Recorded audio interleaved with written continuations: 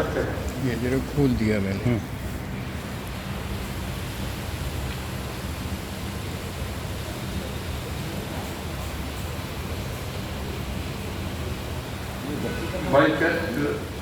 आदरणीय विद्वजन, मेरे सामने उपस्थित सभी साहित्य प्रेमी एवं सुधीजन, भैरव प्रसाद गुप्त जी कोई बहुत नया नाम नहीं है कथा साहित्य के क्षेत्र में और या साहित्य के क्षेत्र में। मैंने अपने समय में अपने अध्यापन काल में भी कानपुर विश्वविद्यालय से हमारे और प्राध्यापकों ने भैरव प्रसाद गुप्त के उपन्यासों में सामाजिक चेतना एक 2-3 थीसिस वहां से अवार्ड हुई। तो मित्रों, मैं आपके बीच में जो बात कहता हूं उसमें मुझे बड़ी रुचि आती है। क्यों? क्योंकि जाने कितने दृश्य या उसी लेखक के कुछ स्थान मेरे नजर में आ जाते हैं जहां मैं गया। उस जगह का वो जो थीम, जो आधार अपने कथानक का लेखक लेता है, उस कथानक के अंदर क्या स्थिति थी उसका भी दृश्य मेरी आंखों में आ जाता है। तो भैरव प्रसाद गुप्त जी, जैसा कि हमारी आदरणीय पद्मा जी ने एक संक्षिप्त विवरण आपको दिया, बलिया में पैदा हुए, अलीगढ़ में मृत्यु हुई, दक्षिण भारत में कुछ वर्षों तक हिंदी अध्यापन का कार्य किया, उसके बाद में इलाहाबाद आ गए और इलाहाबाद में आकर मित्र प्रकाशन की 2 बड़ी अच्छी पत्रिकाएं थी, माया और मनोहर कहानियां। इनमें संपादन, इनके संपादकीय विभाग में रहे और इनमें संपादन भी किया। उस समय उन कहानियों का, इन पत्रिकाओं का स्तर बहुत अच्छा था। बाद में तो 1974 के बाद मनोहर कहानियों में वो सच्ची प्रेम कथाएं घटनाएं आने लगी, जैसे आजकल आप सावधान इंडिया देखते हो मोबाइल में। भैरव प्रसाद गुप्त जी ने अपने समय में जब संपादक थे तो उन्होंने बड़े बड़े कहानीकारों को, कथाकारों को जोड़ा इन पत्रिकाओं से। और उस समय के आप उनकी पत्रिकाओं को देखिए, स्तर देखिए उसका। कहा तो उन्होंने स्वयं कहानियां लिखी और इन पत्रिकाओं का संपादन किया संपादक के रूप में। इसके साथ ही साथ साहित्य की सभी विधाओं में उन्होंने थोड़ा बहुत लिखा, परंतु उपन्यास और कहानी के क्षेत्र में उनको अभी भी याद किया जाता है। अब मैं क्यों आपको बोलता हूं, जैसे मैं कानपुर में रहा, कानपुर की ऑर्डिनेंस फैक्ट्री 50 बार वहां से निकला, मजदूरों की वो लाल झंडे मैंने देखे, इनकलाब जिंदाबाद, पूरा कानपुर का उद्योग ही तबाह मार्क्सिज्म के चक्कर में। आज भी आप लोग सब इमारतें लाल झंडी और ये वो सब आपको देखने को मिलती। तो उस समय जो मशाल उपन्यास इनका है वो एक ऐसी ही सत्य घटना पर आधारित है। एक मजदूरों के आंदोलन में 8 मजदूर जो है वो मरे थे उस आंदोलन में। 27 से ज्यादा लोग घायल हुए थे और उस समय उनकी ये मार्क्सवादी इनोशा होती कि ये उनका खून बहाया है, जो ये इतिहास जो है वो हमेशा जो है वो मार्क्सवाद के उसमें और मजदूरों के उसमें अमर रहेगा। तो उसमें वो जो उसका जो कथानक है वो नई आंखों के सामने घूम जाता है। इसी तरह से कहानी के क्षेत्र में इनकी कहानी है मजनू का टीला। मजनू का टीला पे जाने कितने बार निकला हूं मैं। दिल्ली विश्वविद्यालय के पास में एक स्थान है मजनू का टीला, बड़ा प्रसिद्ध, अभी भी आप कहेंगे तिब्बतियों का एक तरह से बाजार है।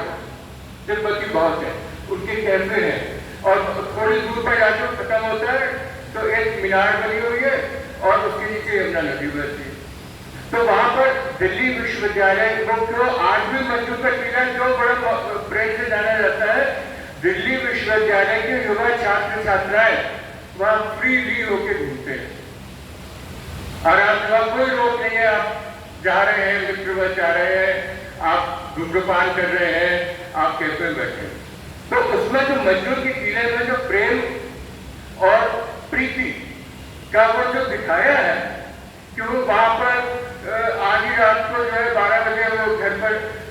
कार का लाइट चमकाता है और वो देखे उनके पिताजी मित्र से बात कर रहे हैं और बार बार पीछे सोचे करके जाए और तब हम निकले चुपचाप से। जब वो देखती है कि नहीं गए बात कर रहे हैं तो वो अपनी कैंची से चाकू से बिजली का तार काट देती है। अंधेरा हो गया, मित्र कहते हैं भाई चलते हैं, अब तो बहुत देर हो गया।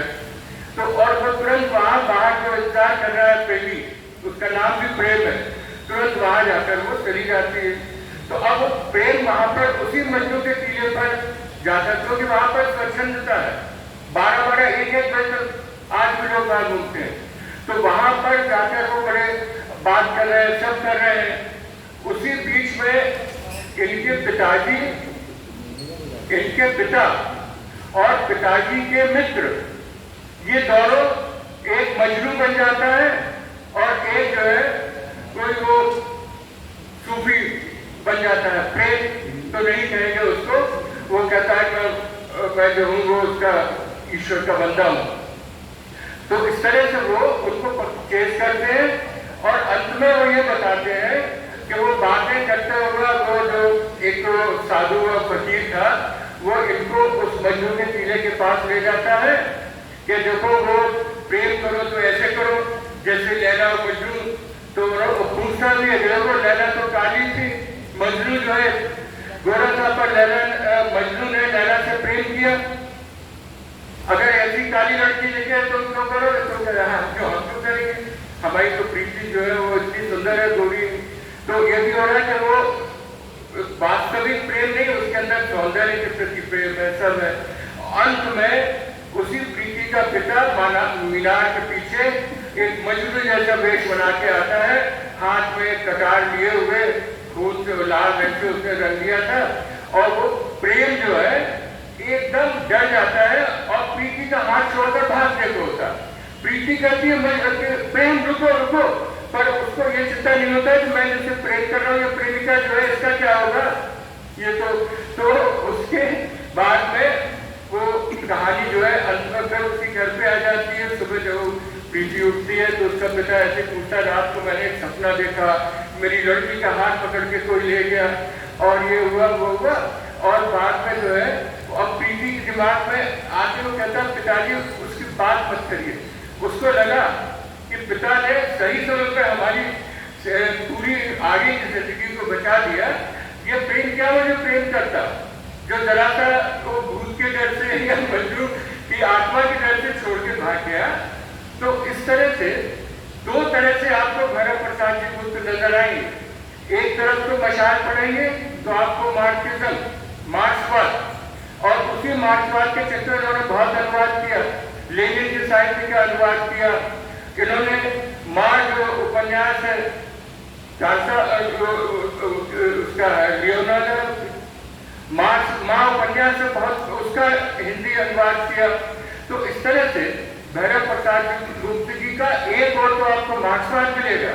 अब इस कहानी को अगर आप पढ़िए मजनू के टीले में तो आपको लगेगा प्रसाद युग की कोई कहानी, जैसे कोई कवि जो इनके इसमें आ गया। धनिया की साड़ी में भी जो है एक मजदूर है, ठेला चला के कमाई कर रहा है और अपनी बीवी को कह के आया कि मैं एक साड़ी तुझे खरीद के भेजूंगा, पर आज तक नहीं खरीद पा रहा है। बाद में जिसके नौकरी करता है उसकी भैंस मर गई, तो भैंस के मरने के लिए 8 गज बढ़िया मलमल का कफन को सेब जाकर उसको कहता है कि ये भैंस को बना के उसके अपने उससे रमुआ नाम है या जो भी है उससे कि जा भाई तू यमुना नदी में इसको बहाया, कफन सहित बहाना है इसको। पर उसके दिमाग में अपनी पत्नी के लिए वो साड़ी देख रही है जिसको वो महीनों से मेहनत करने के बाद भी 12 रुपए उसकी कीमत साड़ी की होती वो खरीद नहीं पा रहा है। तो वो देखता है कि इतनी बढ़िया मलमल अगर इसको हल्दी का रंग में मेरी बीवी रंग लेगी कितना अच्छा। तो चुपचाप से उस कफन को निकाल के मोड़ कर रख लेता है और लौट के आके अपनी पत्नी को। तो इस तरह से धनिया के साड़ी में आपको प्रगतिशीलता दिखेगी। और वो युग था जो प्रगतिवाद कविता में चल रहा था, कथाओं में भी मार्क्सवाद का वो था। तो इस तरह से भैरव प्रसाद जी गुप्त जी को हम सब तरह से कथा साहित्य में याद करते हैं और मैं उनको अपनी हार्दिक श्रद्धा सुमन समर्पित करते हुए आप सबका धन्यवाद।